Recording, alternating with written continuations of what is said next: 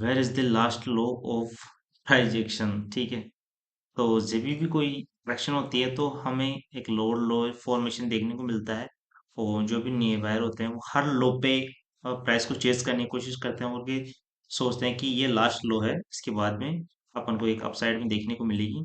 लेकिन ऐसा होता नहीं है, क्योंकि जब भी कोई करेक्शन होती है और उसके बाद में एक अपसाइड की मोमेंटम होती है, और फिर से इसका अगर ये लो ब्रेक होता है पिछले वाला, तो अब अपन यहाँ देख सकते हैं कि यहाँ पे एक नया लोअर लो का फॉर्मेशन हुआ है। और अब जो ट्रेंड है अपन को एक डाउन ट्रेंड बनता हुआ यहाँ पे दिख रहा है, यानी कंफर्मेशन हो चुका है कि ये प्राइस बैंड हो चुका है और यहाँ पे डाउन ट्रेंड कंफर्म हो चुका है। तो जब ये फिर से एक नया लो लगाता है और फिर से एक अपसाइड में आता है, तो फिर से जो फ्रेश बायर्स होते हैं वो यहाँ पे इसको बाई करेंगे। और एक यहाँ पे एक ये जो मोमेंटम देखने को मिली है, इसके बाद में फिर से जब प्राइस एक लो लगाने आएगा, तो फिर से जो नए बायर हैं वो क्या करेंगे, फिर से इसमें बाई करेंगे। कि यहाँ पे उनको डब्लू पैटर्न यहाँ पे दिख रहा है कि यहाँ डब्लू पैटर्न बन सकता है। ठीक है, लेकिन ये फिर से क्या करेगा, ये फिर से इसके ऊपर जाएगा और यहाँ से फेल ओवर होकर फिर से नया लो लगा देगा। ठीक है, तो ये भी अपना डब्लू पैटर्न भी यहाँ पे फेल होता हुआ अपन को दिख रहा है। तो फिर से अपन को एक यहाँ पे लो देखने को मिल गया। ये फर्स्ट, ये लो, एंड देन ये सेकंड लो, और ये जो अपना लो लगा है वो तीसरा है। ठीक है, और फिर से क्या होता है, फिर से प्राइस अपसाइड में जाता है और यहाँ पे कुछ या तो रेंज बनाएगा या कोई पैटर्न बनाएगा। ये बना के फिर से प्राइस अपसाइड में जाता है, फिर से बायर्स देखते हैं कि लो शायद आखिरी वाला लो होगा। और फिर क्या करता है, फिर से प्राइस इसको भी ब्रेक कर देता है और फिर से एक नया लो लगा देता है। और लगभग यही चीज चलती रहती है। और जो भी बायर है वो ट्रैप होते रहते हैं, वो हर बार सोचते हैं कि ये लो लास्ट लो होगा, ये भी लो लास्ट लो होगा, लेकिन ऐसा कभी होता नहीं। ठीक है, अब ऐसा क्यों होता है और ये कब तक चलेगा, इसका अ, इसको पता कर पाना काफी मुश्किल होता है। लेकिन जो प्राइज एक्शन को समझ सकते हैं, जो साइकोलॉजी जिनकी साइकोलॉजी स्ट्रांग होती है, उनको पता होता है कि जब तक ये डाउन ट्रेंड चलता रहेगा, इसमें क्या बायर ट्रैप होते रहेंगे और सेलर हर बाउंस पे सेलर यहाँ पे सेल करते हुए अपन को दिखेंगे। अब जो बायर है, बायर हर लॉस पे यानी हर पैटर्न पे हर डब्ल्यू पे इसको बाय करता रहेगा, लेकिन उसको ये पता नहीं चलेगा कि कब इसमें अपन को एंट्री बनानी है और कब तक इसमें एंट्री नहीं बनानी, क्योंकि एंट्री बनाने से ज्यादा अपन को इसमें एंट्री नहीं बनाने का पता होना चाहिए, तभी आप अपनी कैपिटल को बचा सकते हैं। ठीक है, तो जब तक ये लॉज, अगर नए लॉज क्रिएट हो रहेंगे, तब तक अपन को क्या करना है, इसको बिल्कुल देखना भी नहीं है, क्योंकि ये प्राइस अभी क्या है, ये प्राइस अभी डाउन ट्रेंड में है। ठीक है, आपको दिख रहा है क्लियरली। अब क्या करेगा, अगर प्राइस पैटर्न को बदलना है तो ये सीधे नहीं बदल सकता। अगर अपन यहाँ चाहे तो ये अपन ये देखिए कि यहाँ से एक सीधी एक बड़ी मोमेंटम हो जाएगी। तो ऐसा बिल्कुल भी बहुत ही रेयरली पॉसिबल होता है कि सीधी मोमेंटम हो जाए और ये जो पिछले ये जो लो लगे हैं, रेजिस्टेंस बन गए हैं, अब जो सीधे ब्रेक होके प्राइस अपसाइड में मोमेंटम कर जाए, ऐसा होना बहुत ही मुश्किल है। तो अगर प्राइस को अपसाइड में यानी अपना ट्रेंड चेंज करना है तो प्राइस को क्या करना पड़ेगा, सबसे पहले तो प्राइस को जो ये लोज लग रहे हैं, इन प्राइस को, इन लोज को बंद करना पड़ेगा। अब बंद करने के लिए क्या हो सकता है कि प्राइस को या तो यहाँ पे एक रेंज बनानी पड़ेगी। ठीक है, या तो प्राइस को एक इसको रेंज बनानी पड़ेगी और फिर इस रेंज का काफी टाइम बाद में इसका ब्रेकआउट जब देखने को मिलेगा यहाँ पे, तो भी अपन कह सकते हैं कि ये प्राइस पैटर्न बदल सकता है। कंफर्मेशन नहीं है बदल सकता है या नहीं सकता, क्योंकि ये ट्रेंड अपन को बेयरिश ट्रेंड है। अब ये बुलिश ट्रेंड कब बन सकता है कि या तो यहाँ पे कोई रेंज बने या कोई पैटर्न बने बहुत ही मजबूत और वो पैटर्न सस्टेन करे। अब सस्टेन कैसे करेगा, जिससे सबसे पहले अपन रेंज का देख लेते हैं कि यहाँ पे एक काफी टाइम बाद एक अच्छी खासी अपन को रेंज देखने को मिलती है और रेंज का ब्रेकआउट होता है। सीधे ब्रेकआउट पे अपन को बाय नहीं करना है। अगर ब्रेकआउट पे बाय करते हैं तो हो सकता है कि वापस अपन को ट्रैप कर सकता है।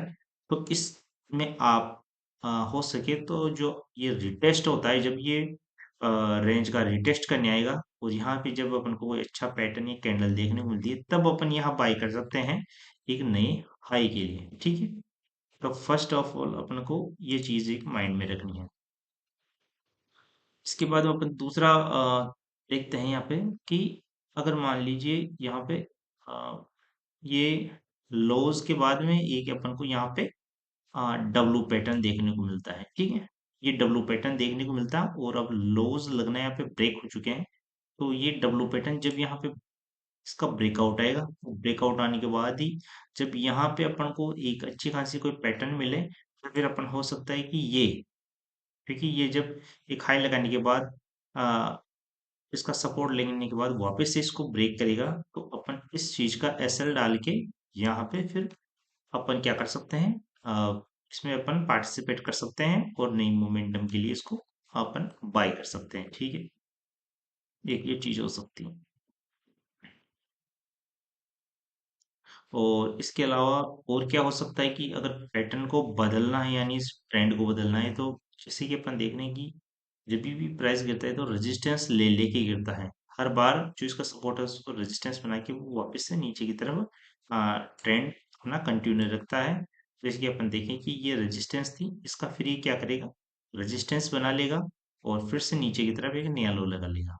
लेकिन जब भी प्राइस इस तरीके से गिरता है तो अपन को कोई ना कोई यहाँ पे एक रेजिस्टेंस लाइन अपन को बनती हुई दिखती है, जैसे कि इसमें अपन को दिख रही है। ठीक है, तो जैसे ही ये रेजिस्टेंस लाइन अपन को दिखती है तो क्या करेगा ये प्राइस, सबसे पहले प्राइस को इसको ब्रेक करना जरूरी है, क्योंकि जब भी ये रेजिस्टेंस लाइन के पास जाएगा सेलर्स को अपन को सेल करते हुए दिखेंगे। ठीक है, तो जब प्राइस के पास जाए तो यहाँ से रेजिस्टेंस लेके फिर वापस से नया लो यहाँ पे क्रिएट होता हुआ अपन को नहीं दिखे, तो इसका मतलब क्या है, रेजिस्टेंस पे सेलर्स ने सेल किया लेकिन अपने कॉन्फिडेंस के साथ नहीं किया और प्राइस में अब सेलिंग देखने को नहीं मिल रही है।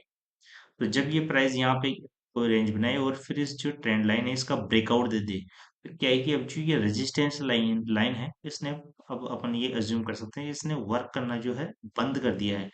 तो अब क्या हो सकता है कि ये जो ट्रेंड था, ये हो सकता है कि ये कंटिन्यू ना रह सके लॉन्ग टाइम तक, और इसमें क्या हो सकता है कि हो सकता है मार्केट यहाँ से साइडवेज जाए, या फिर कोई रेंज बना कि यहाँ पे अगर मार्केट सस्टेन करता है इस ट्रेंड लाइन को ब्रेक करने के बाद, तो हो सकता है कि आने वाले टाइम में अपन को यहाँ से अपसाइड की मोमेंटम देखने को मिले।